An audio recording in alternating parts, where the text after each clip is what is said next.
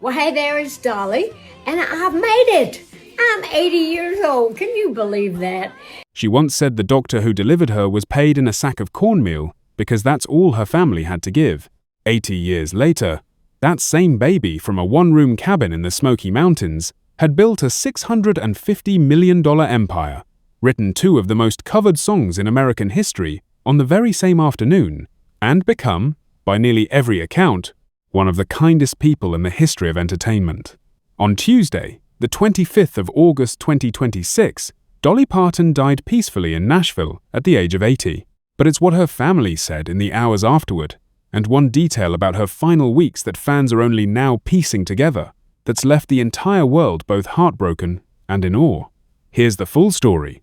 Dolly's family confirmed her passing through her nephew, Brian Seaver, in a video message she'd actually asked him to record years earlier, long before either of them thought they'd truly need it. Seaver had served as her head of security for more than 2 decades, a role his own father had held before him, and in the video, he admitted he'd imagined this exact moment for years, but hadn't truly felt its weight until the day finally came.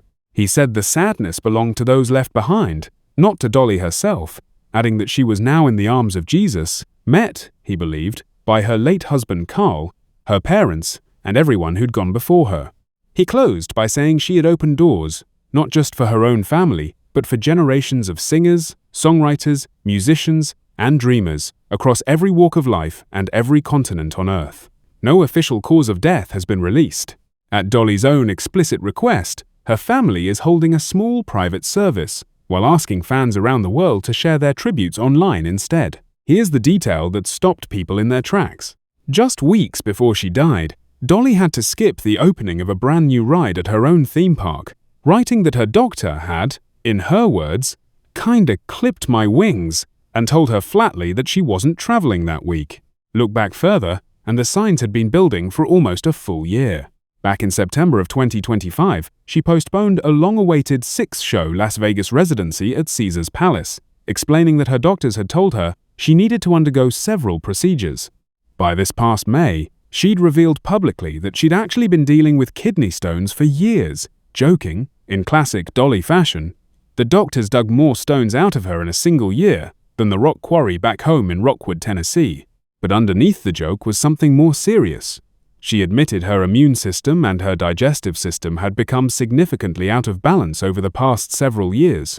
And yet she kept working. She kept joking with fans. She kept showing up, right up until the moment her body simply couldn't let her anymore. To understand why her death is landing so hard around the world, you have to understand exactly where she came from. Dolly Rebecca Parton was born on the 19th of January 1946, the fourth of 12 children, in a one-room cabin near Sevierville, Tennessee, deep in the Great Smoky Mountains. The poverty in that household was real, constant, and by every account she ever gave, genuinely brutal. But so was the music. She began performing on local Knoxville radio and television by the time she was just 10 years old, and released her very first single at 13. The day after she graduated high school in 1964, she got on a bus to Nashville with nothing but a suitcase and a plan, and she never once looked back. Her career took off through a partnership with country star Porter Wagoner, who brought her onto his television show in 1967, launching her into the national spotlight for the first time. But it's what happened in 1973 that fans still talk about with disbelief today.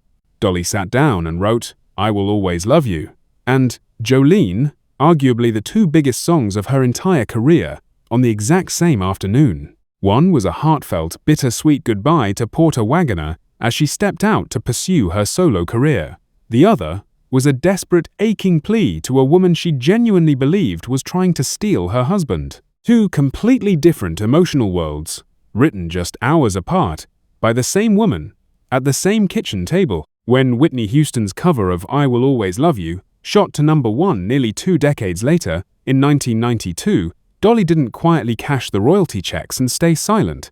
She talked about that cover publicly, for years afterward, with nothing but genuine pride and gratitude, never a hint of bitterness, a level of grace that almost nobody in her position ever manages to hold on to.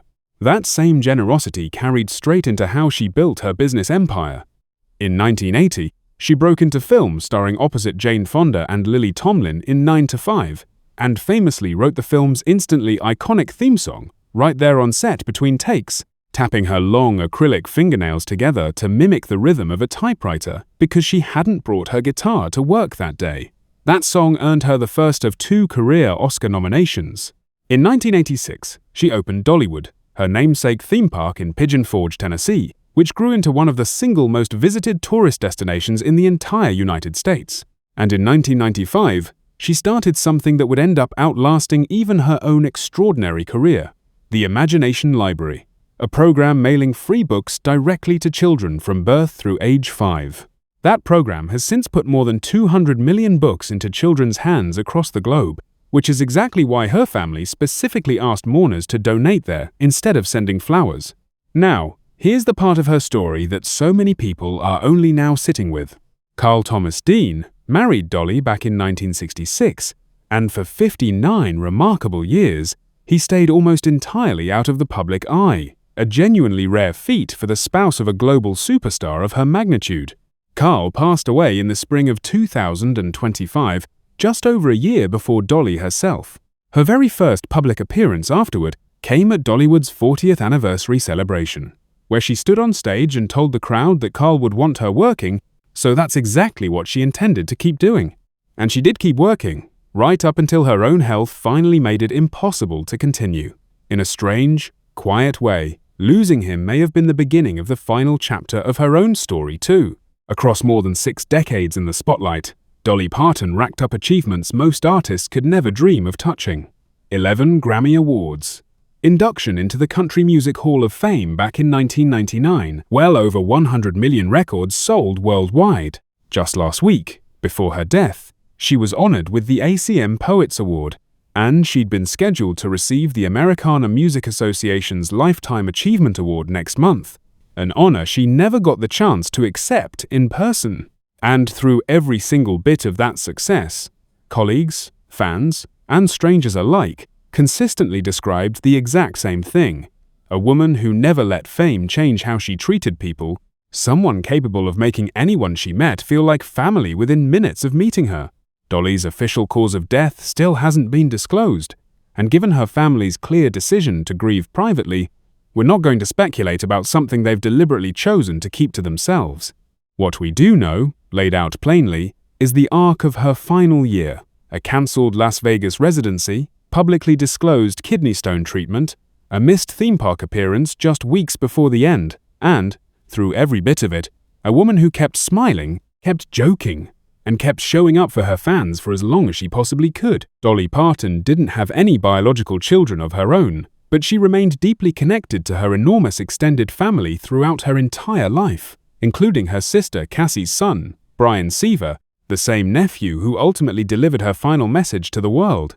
She was preceded in death not only by her husband Carl, but by her mother, Avi Lee, back in 2023, and her father, Robert Lee Parton Sr., all the way back in the year 2000. If there's one thing that explains why Dolly Parton's death is hitting so many people so hard, all around the world, it's this: she spent 60 years becoming genuinely famous, and somehow never once stopped being genuinely kind. That combination is rare enough on its own, paired with a body of music that shaped American culture for generations, and a literacy program still quietly changing children's lives at this very moment.